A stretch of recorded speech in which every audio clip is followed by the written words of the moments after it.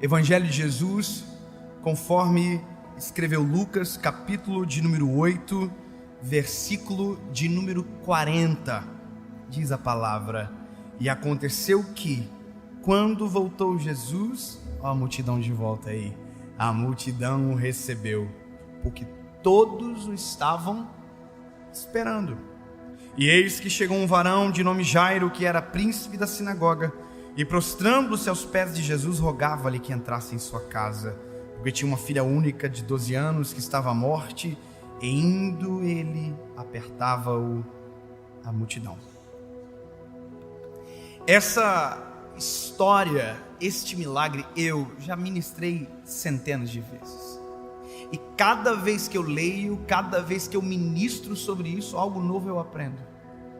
Agora, alguns dias atrás, a partir de uma fala de um amigo, eu consegui entender algo precioso dentro desse texto, que é a realidade da vida de milhões de pessoas. Pessoas que estão esperando um milagre e de repente alguém entra na sua história e parece que recebe o milagre primeiro. Você já viu? Eu conheço muitas histórias assim. A mulher está tentando ter filhos há 10 anos, faz inseminação artificial, e aí alguém que é amiga às vezes diz: olha, parei de tomar remédio no mês passado, engravidei. Aí imagina o coração, a mente dessa mulher, que está 10 anos tentando, e de repente alguém entrou na frente dela e recebeu o milagre primeiro. E se você parar para perceber, muitas das vezes alguém vai receber primeiro do que você, e a forma que você reage declara e define o quanto tempo vai demorar para chegar em você. Quer ver? Eu amo esse texto porque esse texto tem uma figura principal: Jesus. E os coadjuvantes também pode ser subdividido em principal e secundário. Aqui o principal é Jairo, é o único que a gente sabe o nome. Mas no meio da história de Jairo apareceu uma mulher que ninguém sabe o nome dela. No meio de uma visita chegou uma mulher que ninguém sonha nem quem ela seja, e que ela conseguiu interromper uma visita, conseguiu ser curada primeiro, conseguiu parar a multidão, parar Jesus. A maior treta por conta dessa mulher. E Jairo estava esperando o milagre dele, e no meio disso tudo a filha dele morreu. Jesus disse que ela dorme, mas quem viu lá morreu. É porque Jesus chama a morte de sono. Jesus é diferente. Mas olha que interessante, olha que extraordinário. Jairo é príncipe da sinagoga. Imagina, Jairo chegou para Jesus e disse: Jesus, a minha filha tem 12 anos e está morrendo, o senhor não pode ir na minha casa? Jesus diz: vamos, partiu. E Jesus está indo para a casa do Jairo. Imagina Jairo, todo mundo indo para a casa dele, aquela multidão seguindo, apertando Jesus, e de repente uma mulher que não tem nada a ver com a história, que não poderia estar no meio da multidão, que não tem relacionamento com Jairo, chega por trás de Jesus, toca na orla do manto dele, e a Bíblia diz que Jesus para.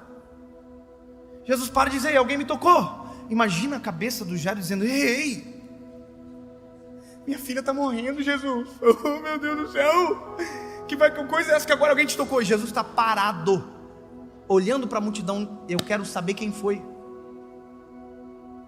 A ponto de Pedro se meter e dizer: Jesus não é ninguém, pelo amor do seu nome mesmo, que é.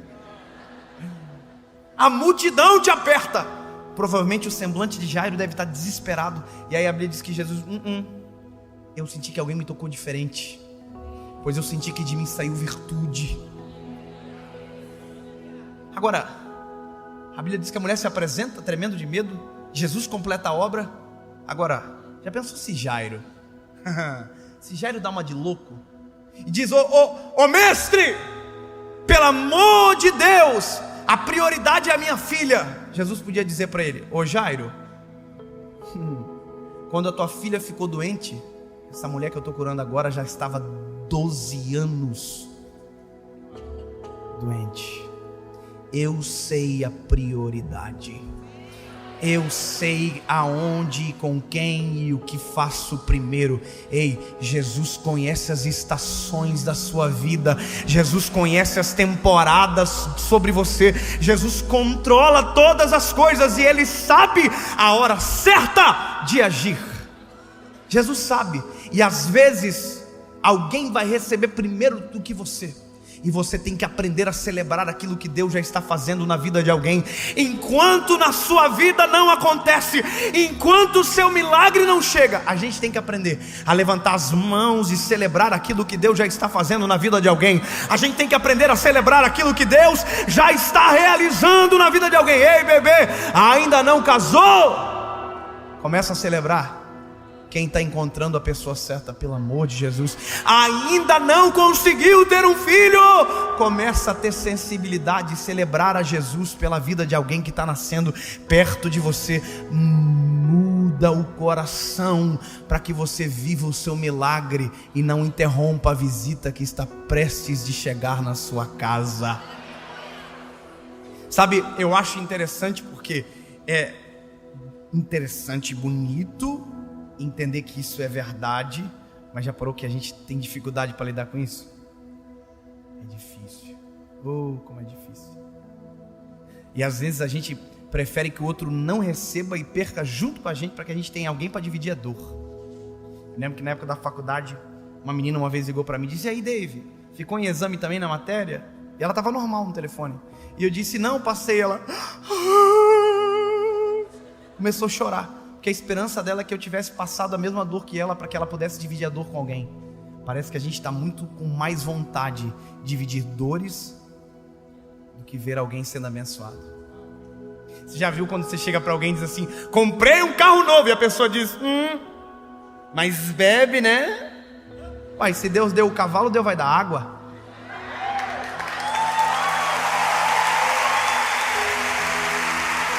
Sabe, é o tipo de comentário medíocre que nada mais revela dentro do nosso coração inveja e repulsa por aquilo que Deus fez na vida de alguém primeiro do que na nossa. Ai, meu Deus, que cor horrível. Você queria, só não conseguiu antes. Então a gente tem que parar com esse negócio e aprender a celebrar, mesmo que às vezes vai ser um exercício, mas ele precisa ser feito. Sabe, eu vivi uma história no começo desse ano que para mim foi cabuloso viver, mas que me ensinou demais. Para quem nos acompanha na internet, você sabe que eu estou na internet, né? Eu tenho um canal do YouTube lá, eu gravo um vídeo. Eu tenho um Instagram também, Dave Leonardo. E brincadeiras à parte, no começo do ano a minha esposa me deu uma notícia com um balão escrito: The new baby is coming. O novo bebê está vindo. E aquilo nos alegrou tanto. Uau, nós já temos um filho, seria o nosso segundo bebê. E a gente ficou tão feliz, tão feliz. Uau, como a gente celebrou. Me lembro que a minha esposa fez uma surpresa, filmou, meu filho trouxe o balão e foi tão gostoso. Só que alguns dias depois eu estava pregando no interior de São Paulo e a minha esposa me ligou dizendo: amor, ora por mim, porque eu acho que a gente está perdendo a gestação. Ela disse: eu estou tendo um sangramento estranho. Eu entrei em contato com a médica e a médica disse: provavelmente alguma coisa muito errada está acontecendo. E aí, irmão, eu estava numa igreja em Jundiaí, quase entrando para ministrar. Disse para o pastor: pastor, por favor, me encontre uma sala para eu ficar assim em silêncio e orar. Preciso orar. E o pastor abriu a sala dele, eu entrei, dobrei meu joelho e eu chorei na presença de Jesus, gritando, dizendo: Deus, entra com providência na minha casa. Jesus, entra com providência na saúde da minha esposa. Senhor, faz a tua vontade. Mas o Senhor sabe, a gente está tão feliz, Senhor. E sabe, naquele dia eu orei, e quando eu saí da sala do pastor, tinha uma mulher grávida na sala, esperando. Eu digo, Deus às vezes apronta com a gente. A única coisa que eu não queria ver naquela hora era grávida, e tinha uma grávida na sala. Quando eu saí, ela disse: pastor, eu vim aqui que eu estou com uma gravidez de alto risco. Nosso neném tem um problema grave no coração. O nosso desejo era ter parto natural, mas infelizmente, por conta do problema de coração dele, tem que ser uma cesariana marcada, porque na hora que o neném nascer tem que ter um cardiologista para fazer uma operação de emergência no coração do nosso filho. Irmão, algo tão poderoso dentro de mim me impeliu a orar com toda a fé que eu tinha, com a mesma fé que eu orei dentro daquela sala pastoral pelo meu neném. Eu orei por aquela mãe sobre o neném dela. E sabe, nós oramos, repreendemos a morte, oramos pedindo milagre e acabou.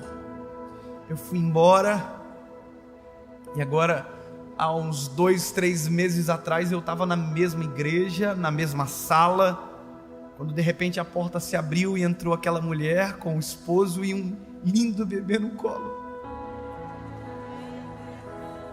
Ela disse para mim: pastor Dave, meu filho não respeitou a data marcada, veio antes, se antecipou e foi parto natural. A hora que o médico examinou, não tinha nada no coração. Jesus operou um milagre.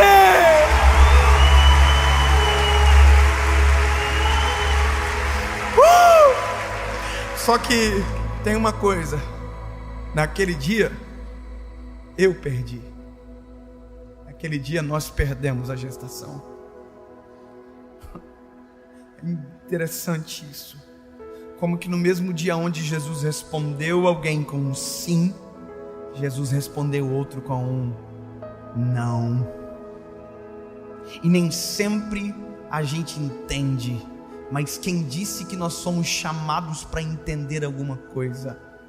Davi tentou e disse: olha, tal ciência é inescrutável, tão alto que eu não posso atingir. Nós perdemos naquele dia. Minha mulher é linda, uma mulher de Deus. Passou algumas semanas depois de termos perdido, minha esposa pegou aquele balão, que eu nunca vi um balão durar tanto como aquele balão, arrancou a palavra baby e ficou no balão escrito: the new is coming. O novo está vindo.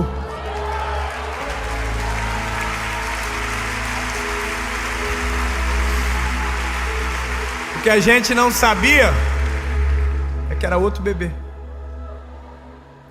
Minha esposa foi no médico fazer o exame. O médico fez o ultrassom e disse: olha, nas trompas não tem mais nada, porque a primeira gestação se instalou nas trompas. Nas trompas não tem mais nada, mas no útero tem algo novo.